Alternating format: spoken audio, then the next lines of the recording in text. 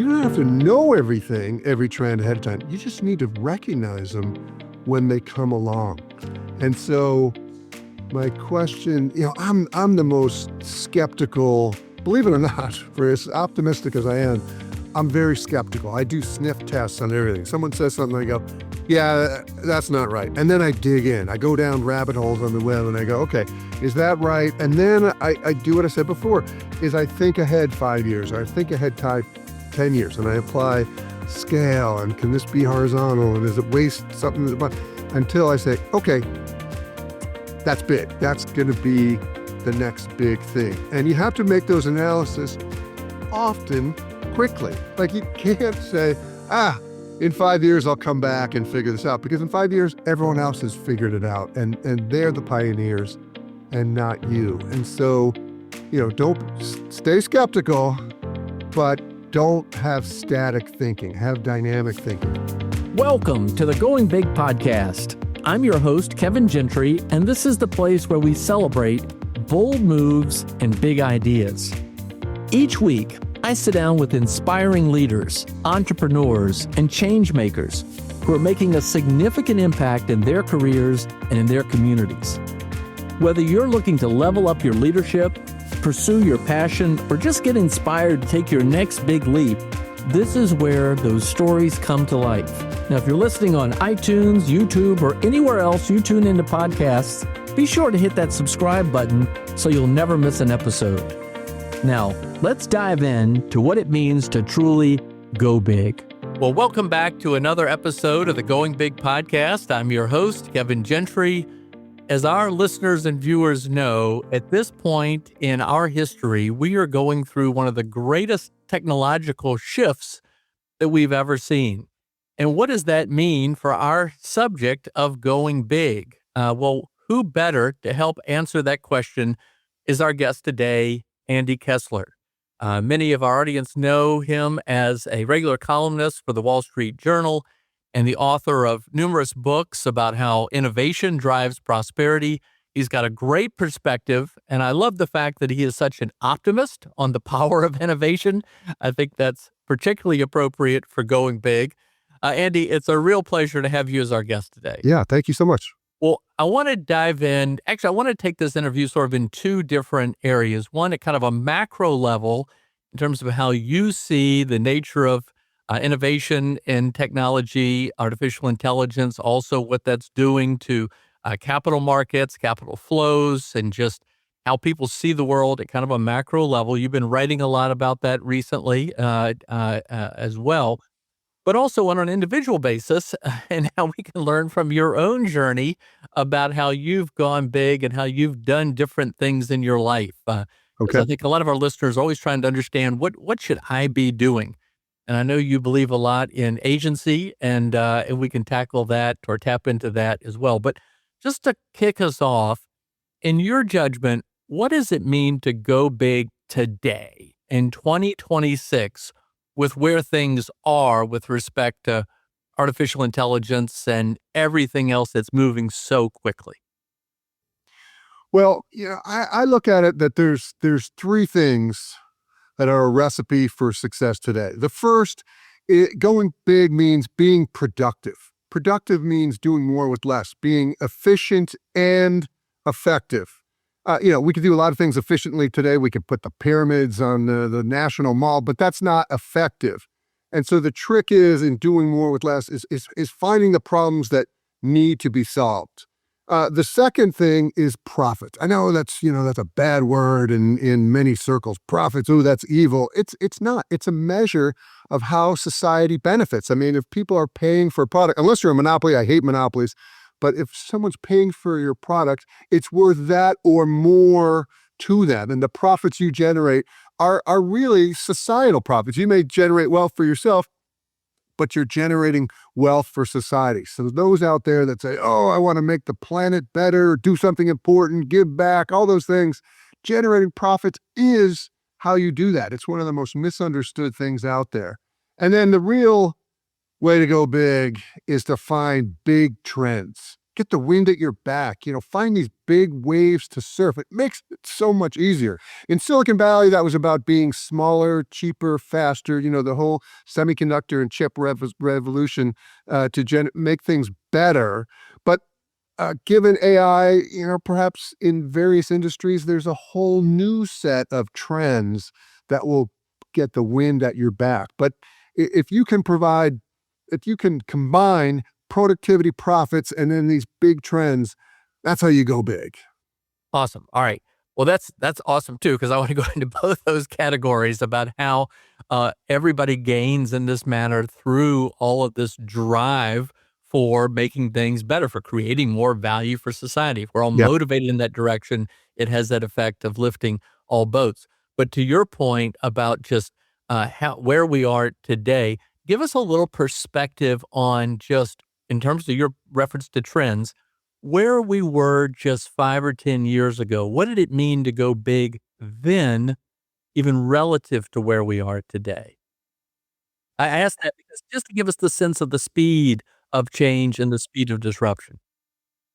Well, 10 or 15 years ago, let's say, it was mobile, the mobile revolution, smartphones, and the apps that were provided over time on smartphones. And, at first, cell phones, you make a call or you get voicemail, and it was a wireless phone that you could take anywhere. Great. But when the iPhone came along, it changed everything. And not many recognized it at the time. And so I always do this thought exercise. I go back and make the presentation of today to your 2010 self, right? And try to explain ride sharing and Uber or Lyft that, you can push a button and within 5 minutes, a car, an SUV, whatever it is, shows up wherever you are and takes you wherever you want to go. And you don't take any money out of your pocket. It's all credit card based. It's in 2010, you would have called someone crazy if they made that pitch, or that you could stream TV shows to your phone or to a 98-inch TV. There were no 98-inch TVs that weren't under 50 grand or something like that. Or that Gen Z gets their news from TikTok, these short, strange videos, but they do. And so I look at it as the more incredulous or the more argument that you get on new technology, the more likely it's going to turn into something big. And it's the same with AI today, is that there's the first applications of it are, to change customer service and coding, and people use it to, write emails, and then others use it to summarize those emails that AI wrote, but it's too early to really make dire predictions about job losses and all the strange things that the fearmongers provide about AI. And so again, think back, it's only been 15 years since you had this supercomputer in your pocket, and all the new things that were created from it are hard to imagine. Wow. Well, thank you for stressing that point. My wife and I were just in Miami, and I saw a Waymo driverless car, which, always grabs your attention. I didn't know that they'd come to Miami. I'd seen them about a year or so ago in San Francisco, and it blew my mind then for seeing it the first time there. You've interviewed Tyler Cowen. I've had him on this podcast. Tyler sort of sees himself as an information billionaire, maybe aspiring information trillionaire. But I remember just a couple years ago, him telling me, hey, artificial intelligence is going to be a really big deal. And I told an investment friend of mine that, and he says, oh, yeah, I just don't quite get it. Right. And look what's happened in just those couple of years. So you're a trends guy. I know there's no crystal ball, but where do you see things? What will going big mean, you think, in 5 to 10 years, to the extent that we should either be thinking, positioning ourselves, keeping our minds open? How do you see the future? Well, we can only take a snapshot of what is available today. But what I do is I tend to look at scale, right? The history of the semiconductor business, which a lot of new technology is built on, is it gets cheaper by 30% every year. I mean, that's Moore's law. That goes back to the 60s and 70s, and like clockwork, 30% comes out of the cost of every bit, every gate, every function, everything that technology can do gets cheaper by 30% a year. And so the trick is to squint a little bit and not to use the AI term for making mistakes, but almost hallucinate the future, right? Think out and say, okay, such and such is available today for this cost. What it's going to be like when it's a tenth of the cost? How much bigger is that market going to be? And that's the elasticity. People call it Jevons paradox. Forget that. It's just elasticity. It's like a super ball. You throw it down, it squishes, and then it pops up higher than you pushed it down. And that's the history of technology. And so, the future is always hard to imagine. I like another thing. I've hiked parts of the Appalachian Trail, and if you go up to Mount Washington in New Hampshire, once you get high enough, the fog and the visibility goes to almost nothing. And so they built this trail with rocks, a stack of rocks and a yellow rock on the top, and you get to one, and then you look and you find the next one and the next one and the next one. And most people can't see in the fog, but there's signs in the fog. And if you squint enough, you could see the future by, again, thinking of big trends and thinking of things, how much better they're going to be when they're cheaper, how much more powerful they're going to be. And if you do that, then things like Waymos and automated cars and cars that, you don't even own anymore, that just they go park somewhere and charge at night, and they come pick you up in the morning, take you to work, and then take someone else or park somewhere. All those things are visible if you look for those signposts in the fog. And so that's where I think the future is going to be. We're going to change every industry. Much like spreadsheets changed accounting and it changed investment banking because everyone could operate a spreadsheet. It's like that today, with coding, as Cursor and Claude and from Anthropic and others are pretty decent at writing code. You still have to test them because they do still make mistakes, but they're pretty good at writing code. And so there's a subset of our economy of people that trained and learned how to write code. Some of them may be disrupted. Some of them may lose their jobs. But think about it.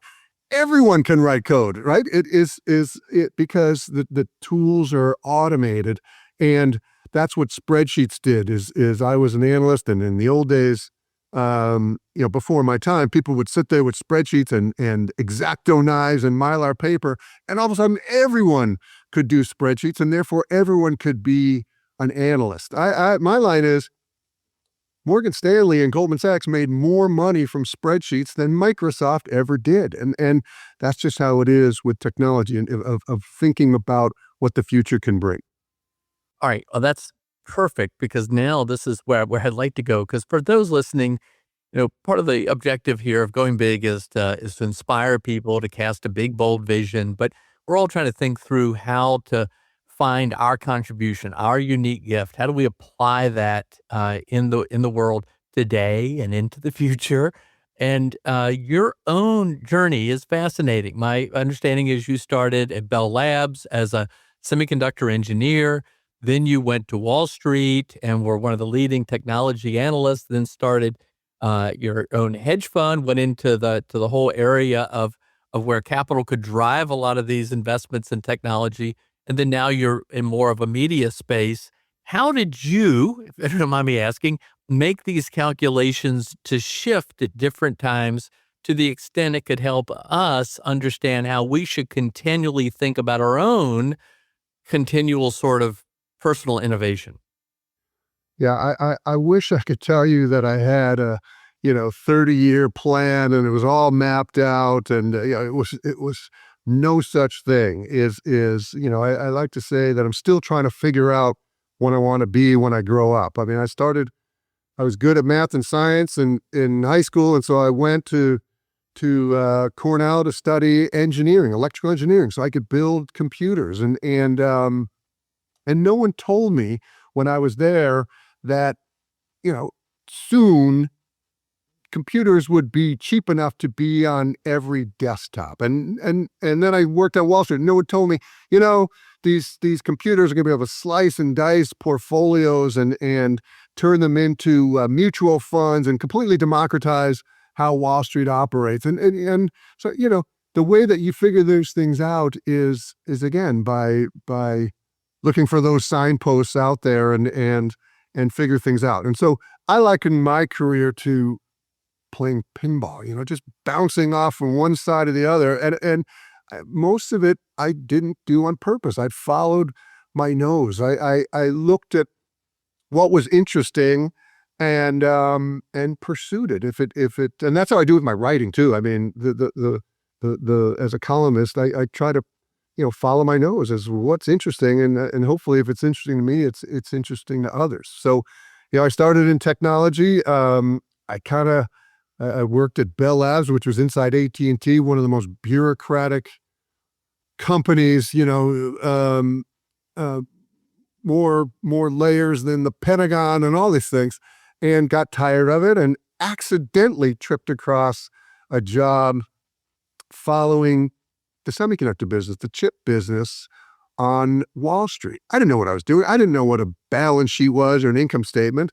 But the gentleman that hired me into the role said, "Listen, I could teach you that you can figure it out. But understanding the technology, that's where your experience will come in." And most of my competitors on Wall Street were economists or MBAs, and I could understand the technology, and it was quite valuable. And then, when an analyst on Wall Street is called, you follow an industry, you follow companies. And one day I woke up and go, I don't want to follow these things anymore. I want to lead them. I want to be ahead of these trends. And so I left the analytical side of Wall Street and ended up at a small firm and raised a venture fund so I could find the next wave of startups. And then with another gentleman out of JP Morgan who knew the public side, we did a fund that could do both public and private investing. We find these neat little $200 million or less, I know that's quaint, value companies in Silicon Valley and invest in them ahead of the rest of Wall Street figuring it out. And so, I again, follow my note, did that, and it was successful enough that, a couple of 20 plus years ago, I said, okay, enough of this. Now I want to explain this to others. So I started writing. I was a contributor to the Wall Street Journal opinion page. I started writing books. And then, maybe it was about 8 or so years ago, started doing a regular column every Monday for the Wall Street Journal. So it's funny. I meet young folks and they go, well, how did you go from being an engineer to a writer? I said, well, part of it is I was accidental, and part of it is I just was having fun and applying what I learned in new ways. And to me, that's what careers should be. I mean, anyone that sits there and plots their career when they're 22 years old doesn't recognize all the changes that are going to take place in society and technology. And so I feel very fortunate that I was allowed to follow my nose, and it took me to some interesting places. It was pretty funny that you mentioned the bureaucracy of AT&T. My dad worked there a long time ago in the 1970s. He said, based on what he saw there in terms of the bureaucracy, he urged me to invest modestly in MCI. And I'm glad I did because, There you go. that was a very disruptive time as well. What advice would you give? I mean, should we just be continual learners? Do we just need to be just like looking out into the future all the time, trying to challenge ourselves not to be wedded to what we do or wedded to the past? Any other insights or advice to those listening about how they should think about that next iteration of their professional life? I think all the above. I mean, it helps to understand technology, but you don't have to be, a full stack coder and to be able to use technology to your benefit. And the thing about AI is it's a productivity powerhouse, right? And it is something that allows technology to be used by everyone, not just by engineers. And even in engineering, the things that you study in engineering, they're useful for a few years. And really what engineering teaches you is to learn how to learn. And I think there's something to that discipline. And I wish other disciplines, I don't know, whether it's legal or medicine or MBAs, the business world, they teach you about what's happening, but often not how to learn how to learn. And that's the thing about AI is you don't have to be an expert on everything anymore. But what you need to know is what the problems are. I mean, this whole thing about agency is really important because, the technology literacy isn't as important as it was a few years ago. I mean, I love the story. There's an app called Cal AI. You open the camera, you open the app, and it opens your camera. You point at your plate of food. It tells you how many calories it is. You think, well, wow! I mean, that's terrific. It was built by an 18-year-old Roslyn High School young man, and he didn't know all the technology, but he used automated. I think he used Cursor or one of those tools to create this app. And those that have played with it and looked into it says it's about 80 or 90% accurate. It's not 100% accurate, but it's pretty close. And Yeah. that's the cool thing about agency. And he had high agency, and there was a problem put in front of him, and he used tools to come up with the solution. So going back to your question about advice for those that are starting out is you got to figure out what the problems are. That's almost as important as studying all of the deep sciences and technologies to solve it. And, if you can find the problems, then you can solve it. And I don't care whether that's in education, drug discovery, healthcare, there's so many problems.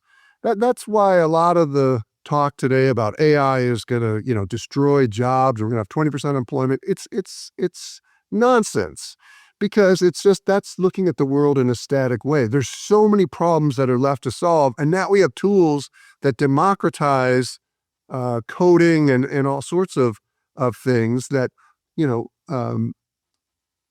folks starting out can harness. But the trick is figure out what the problems are. Maybe you should go work for a bigger company and a bureaucratic company that you're not going to end your career on, but do it to find what the problems are. In oil services, there's tons of problems. How to log wells and look at geography and all those things. But to understand, again, what the problems are, the solving it may have gotten easier because of AI tools. No, this is great. And I also love the fact not only that you're such an optimist, but that you reject victimhood, which it's so easy to slip into. You had a column, I think last year about, AI is perfect for high agency people. And you cited the example of the guy with the app on detecting calories in food. What do you mean exactly by what is a high agency person? Well, that's the person that says, I'm not just going to be a cog in a larger wheel. I'm going to figure out how to solve a specific problem. So I talked about in that column about someone that built a scheduling app for a barbershop, right? So, OpenAI and Anthropic, they're not going to do scheduling apps for barbershops. They're just not. But someone sat down and says, we have a problem is, people come in and they have to wait half an hour, whatever it is. And so built an app. And the same thing, there's another one built an app to figure out the supply chain for food acquisition for a restaurant. Again, you may not get big software companies like Salesforce and others that work there. to do that kind of thing, but the tools are available so that you can do at least a version of it for yourself. That's what high agency means, is that you have the will to go and build something useful without asking permission, without, going to a big company and saying, can you do this for me? You can do it yourself. And you don't have to know, again, all of the hard sciences. Remember what generative AI from OpenAI and Anthropic and Google, Gemini and Grok at XAI can do is they just went and scanned not every, but as many words that have been written in the history of mankind, and they pulled all that in and built a statistical model where if you prompt it correctly, it'll give you the answer to how do you build, a machine that flips pancakes. I don't know, something like that. And any of the knowledge of things that have already been invented are all out there. So you don't necessarily have to be a material science major or a biology major or a chemistry major. It helps if you go deep into those things, but if you just need a cursory knowledge of those things, if you have high agency, you can build tools that help you in your job or in others' jobs.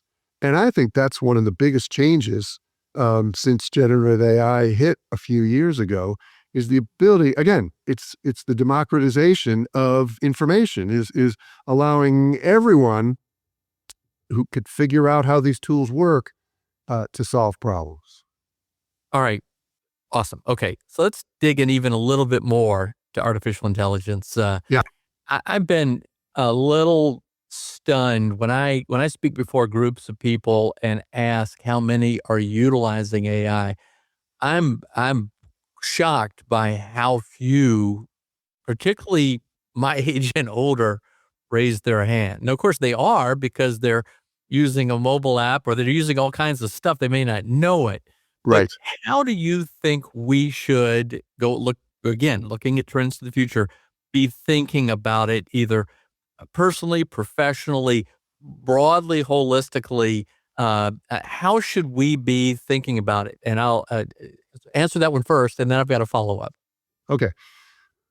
So again, AI is a productivity powerhouse, right? Go back to what I said at the beginning: is productivity, profits, and then find big trends.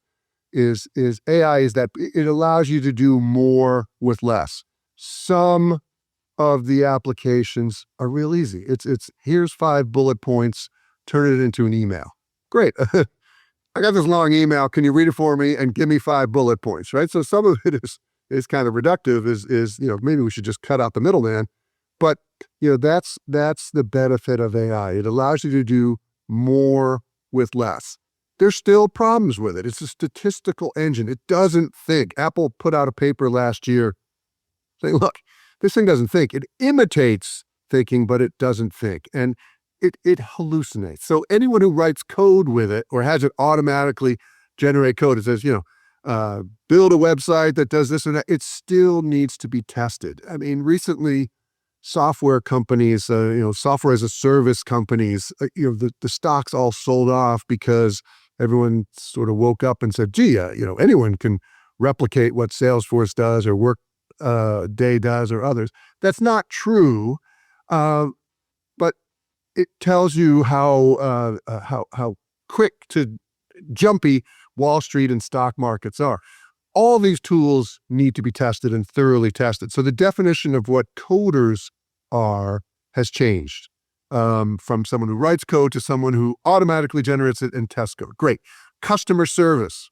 If you call an 800 number asking for customer service, if it's not an AI tool now, it certainly will be, because humans are expensive to answer calls. There's Indian call centers that just to lower the cost. And so these AI tools with voice, I mean, it's not just you texting a question to a company, it's using your voice to ask the question, and a very realistic human sounding machine will answer you. So you don't even know that it's not a human. And those are the first coding and customer service with voice. Those are the first big applications. But your doctor, there's now a tool out called Open Evidence. You type in the symptoms and it says, okay, here's what this might be. This is such a huge change for medicine, where doctors, remember, we send doctors to med school and all they do is memorize, right? They memorize the Right. anatomy, they memorize this symptom, that system, and then we hope that their brains are almost AI-like for the last 50 or 100 years of medicine to figure out what the symptoms are. We know that doesn't work. We know that doctors misdiagnose and they don't know everything. And here's a tool, an early tool called Open Evidence that my friends who are doctors, they use all the time. And you type it in and therefore you can think. You can take that evidence, turn it into potential symptoms, work with your patient and think with them on diagnosis, as opposed to just, be a robot or try to be a robot with memorization that spits things out. Same with lawyers. There's all sorts of industries that are going to change. How people individually can use it, it's up to you. But as you suggested, you're using AI whether you know it or not. And there's a lot of aspects to it for someone stepping out on their career. There's the AI engines that you can work on. There's the infrastructure that's being built for these data centers. There's an whole energy infrastructure that's being built because there's so much electricity that's used by these hyperscalers, by these AI data centers. But the big upside for me, as we were talking about with spreadsheets, Morgan Stanley made more money on spreadsheets than Microsoft did, is the idea there's a huge upside in changing industries. So people of every age who have expertise working, their whole career in some industry, they're the ones that have the most likelihood of saying, ooh, here's how I can use these AI tools to either lower costs or increase the output of various industries. I don't know what they all are. We could talk about them. It's drug discovery and energy exploration. There's all sorts of industries. Retailing will be radically altered. That inventory will show up when it needs to show up. And if there's a forecast of rain, umbrellas show up. They do now in the streets of New York. People selling umbrellas. But Right. at Walmart or everywhere else, AI tools will be smart enough to do that things as an augmentation to the staff and the employees at these industries. It's going to be a remarkable time. Oh, by the way, just for fun, before we sat down to have this conversation, I asked ChatGPT, I said, tap into all of Andy's writings from the past 5 to 7 years, but with a special focus on the last 2 years, and tell me 2 or 3 themes that consistently emerge. Right. And I got a whole lot about, number one, the interplay of technology innovation and high agency individuals. Right. Number 2 was about American economic and cultural competitiveness, which I'm going to come back to in a moment. Yeah. And then the third was skepticism toward conventional wisdom and political narratives. So on that, in your other recent column in the Wall Street Journal, you essentially said people need to chill out. I mean, can you calm down about all the hysteria in both directions about AI? Tell us a little bit about that. What you're saying, like, it's you've already said this. It's not going to be bad. It's not going to be, but what? Tell us a little bit more about how you tend to challenge what's out there in the media. Yeah. Well, first of all, I should do that every once in a while with ChatGPT. Ask, hey, what have I written, and what trends do I see myself at? And that's kind of fascinating what it came up with. Thinking about it, that's probably right, but I don't think I had that in my brain. Again, mostly because I follow my nose, and I guess in when you're writing opinion pieces, it's sort of whatever you find annoying or interesting either that week or that month and that you want to write about, those are the things that I dig into. And so of late, there have been, the fear-mongering about artificial intelligence. It's the first one is, the biggest concern is, there's going to be 20% unemployment, and everyone's going to be out of a job, and the only jobs that are left are plumbing and flipping pancakes, which maybe, as I talked about before, that'll be a robot job, and that's preposterous, and people said that about every piece of technology that ever came along, including the original IBM mainframes. Oh, people are going to be out of a job. It ends up creating more jobs. So the again, the fearmongers, the scaremongers, they fall into two camps. Either, we're entering a period of utopia. Hey, you're out of a job, but don't worry about it. Who needs to work anymore? We're going to enter the period of George Jetson, where Rosie the Robot's going to deliver you your 3D printed Beyond Meat meatloaf, and you're going to collect universal basic income from the government, and we're all just going to sit playing video games in our basement in our pajamas, right? That's the utopian bit. It doesn't sound like utopia to me, but that's the utopia. Don't worry, just relax. We got you covered. This is a lot of the thinking of many of, like Sam Altman at OpenAI. He ran experiments on universal basic income, and which is basically welfare. Let's face it. It's not going to happen. The second one is worse, which is a dystopia. That techno-fascist oligarchs, right? That's a term that gets used. Like Elon Musk are going to run our lives. It's the era. There's going to be robo-taxis, robo-cops, Terminators, and Skynet that grades your social standing based on how many Instagram likes you get. This is the stuff that people think through of the AI apocalypse, and also preposterous. Neither of those things are going to happen. Although my biggest fear, of course, is if we ever do get utopia, it turns into dystopia quickly. Look at the Soviet Union and Cuba, and I make fun of California, is because those just tax the living daylights out of any productive endeavor. And if you don't have productivity, you don't have wealth creation for society, and utopia turns into dystopia.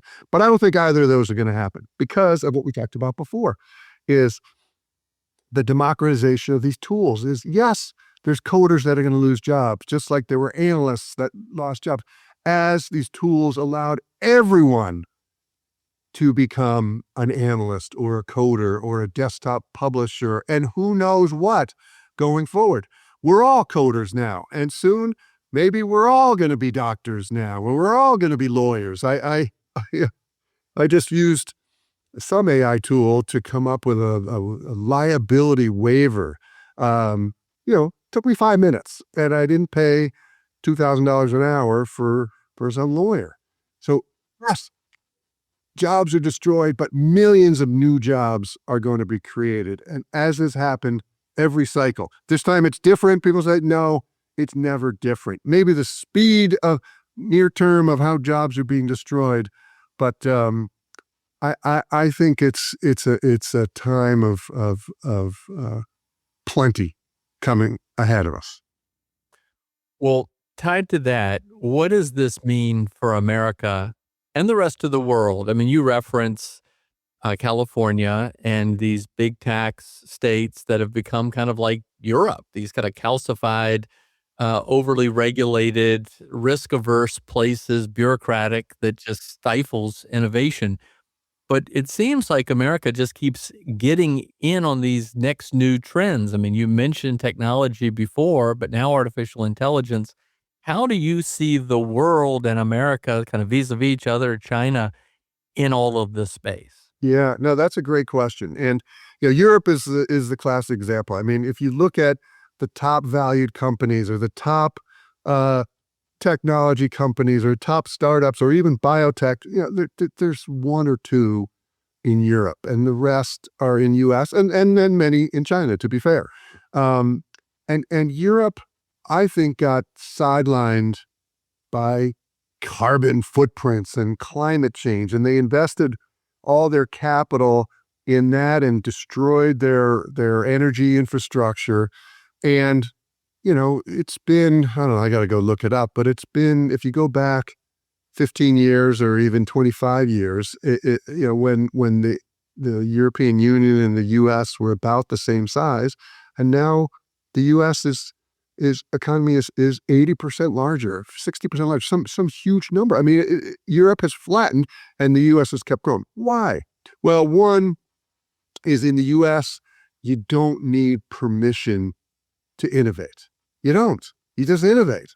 Where in Europe, the current companies, the incumbents regulate everything and control markets and become rent-seeking. And yes, that happens in the U.S., but in new things and new technology, for the most part, Washington, D.C. is 3,000 miles from Silicon Valley, thankfully, and for a reason. And the other interesting trend is, and we're talking about China in a second, but the other interesting trend was for the last decade or so is the idea, location and geography are dead. You can work anywhere. You can work in Iowa and you can work in North Dakota, Mississippi. It doesn't matter. Go, and especially during the pandemic, it was like, yes, I'm going to go. I can work anywhere. And then AI came along, and it's not just US based or California based, it's San Francisco based. It's where it all happens. And part of it is the ecosystem and people moving from one company to another, and the infrastructure and help, whether it's lawyers or whatever else, is San Francisco based. And that's a problem that the rest of the world has is AI should have happened remotely, and it didn't. And I think a lot of it is not only what we talked about, but in the U.S., we have very strong laws for property rights and patents and copyrights and things like that. And we maintain competition. Yeah, AT&T had a monopoly. Oh, they failed, right? They haven't come up with anything new since the transistor. And all monopolies eventually fail. And that's one of Europe's problems and China's problems is they build barriers, right? So try to use Facebook in China. You can't. Twitter, you can't. Google, they restricted it because so no one could pull up Tiananmen Square on a Google search. And I think that's to their detriment because they don't have the constant competition. Look at AI. I can name 5 companies off the top of my head in the U.S. And yes, Alibaba and someone else in China, and DeepSeek is sort of a lower end, not at a big company. So there is some competition in Japan, but they put barriers up to foreigners, and I think that's a huge mistake. Now the U.S. does that too. Try to buy a BYD electric vehicle in the U.S. You can't. That's why with all the trade wars and tariffs, I said, listen, wake me up when I can buy a BYD and someone in China can use Facebook, because until then, we don't have free trade. And so the U.S., we have universities, we have the best universities, at least for engineering and technology, to push the state of the art forward. We have the best rule of law. We have the best property rights. And we don't discourage entrepreneurs. China doesn't as much anymore. They used to. Now there's a good entrepreneurial spirit. In Europe, if you've ever failed in Europe, it's hard to get a job. Like if you failed even getting a taxi driver job is hard in Europe. And that makes the U.S. unique. And that's why I'm always on the lookout for laws and regulations that restrict innovation or restrict entrepreneurs, because that will be the little bell that rings of the death knell of American exceptionalism. That it really comes because this whole freedom to innovate, and that is invaluable.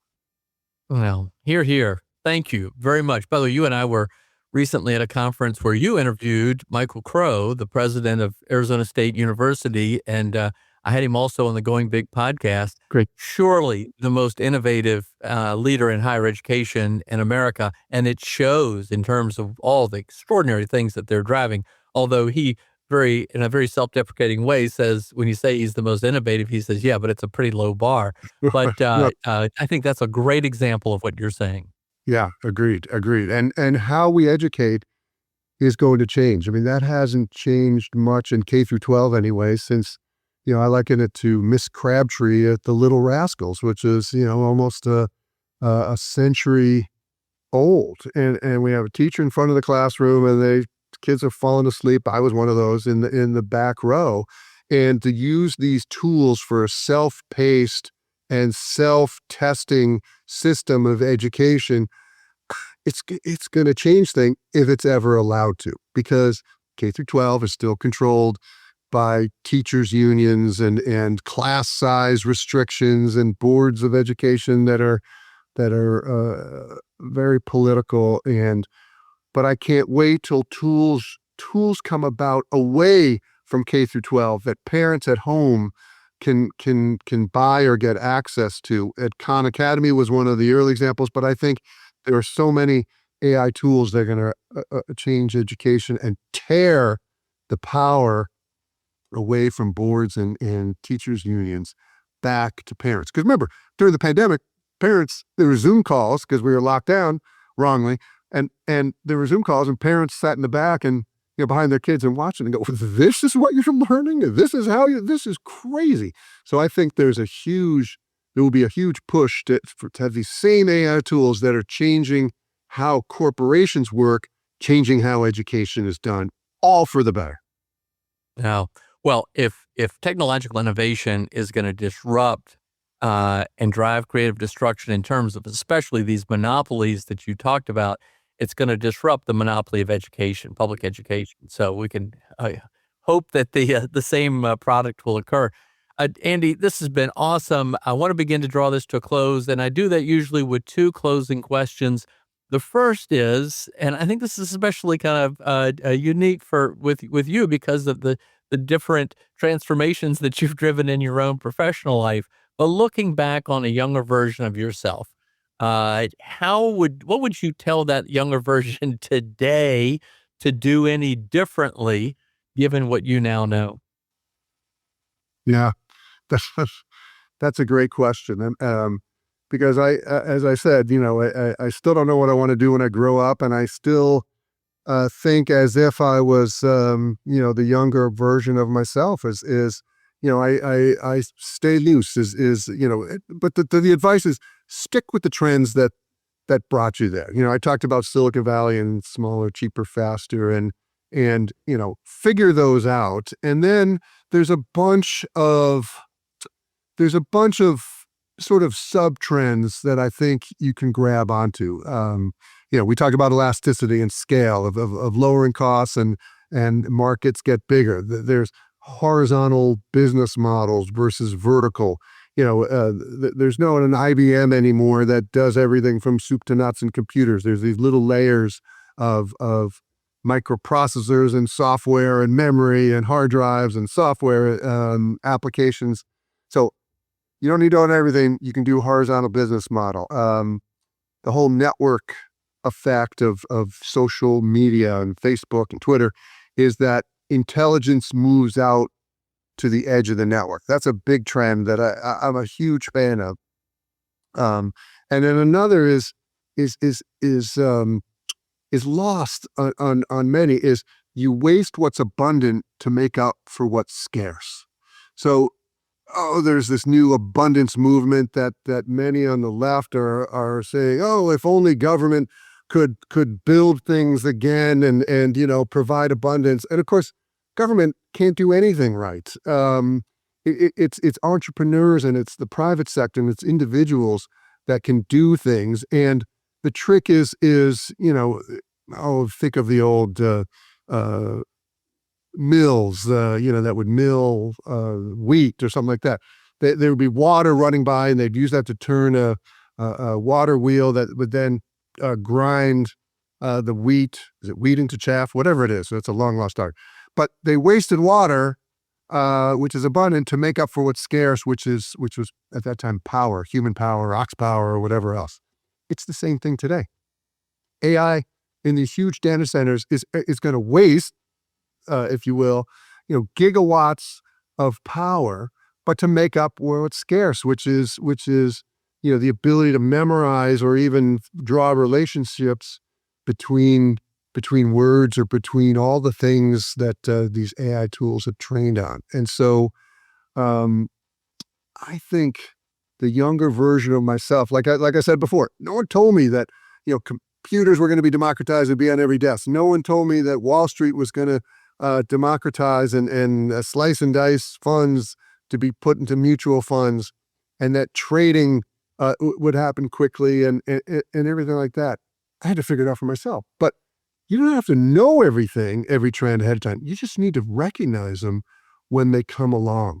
And so my question, I'm the most skeptical, believe it or not, for as optimistic as I am, I'm very skeptical. I do sniff tests on everything. Someone says something, I go, yeah, that's not right. And then I dig in. I go down rabbit holes on the web and I go, okay, is that right? And then I do what I said before, is I think ahead 5 years, or I think ahead 10 years, and I apply scale, and can this be horizontal, and does it waste something, until I say, okay, that's big. That's going to be the next big thing. And you have to make those analyses often, quickly. Like you can't say, in 5 years, I'll come back and figure this out, because in 5 years, everyone else has figured it out, and they're the pioneers and not you. And so, don't stay skeptical, but don't have static thinking, have dynamic thinking. Think of how the world will change, much as we talked about, looking 15 years ago and trying to explain Uber. Well, if you thought about Uber, it was expensive, and there are not that many cars, of how it would get cheaper, how smartphones would be in everyone's hands, not just a few people's hands, then you could envision the future. And that's the trick. Now, excellent. Well, thank goodness you are a high agency person. All All right, right. closing question, and we're going to separate the wheat from the chaff with this. For anybody listening anywhere around the world, and we have listeners all over the world, whether they're a 22-year-old doing coding and trying to figure out what the future means, or a mid-career professional or executive who's trying to think, wow, do I need to reinvent myself? What advice would you give to anyone listening about how we should think about the future in terms of going big for ourselves? Yeah. Learn how to learn, right? Always be learning. Every day, or people say, what do you read? I go, I read everything. And I think through everything. And, don't go narrow, stay wide, right? Learn everything. You don't have to go deep, maybe on some things, but, you could stay shallow, but, go as wide as you can, learn everything. And learn how to learn as new problems arise. The whole thing about having agency is, figure out what the problems are. Ask. Well, one of the tricks I used to do when I was young, I still do this today, is I'd have friends and we say, well, let's go have lunch. They go, great. Where should we meet? I go, no, I'm coming to your office. What do you mean? I said, I'll pick you up at your office, but, show me around, because I want to know what people do at, accounting firms and advertising firms and media firms. This is back when I worked in New York. And I would just go visit everyone.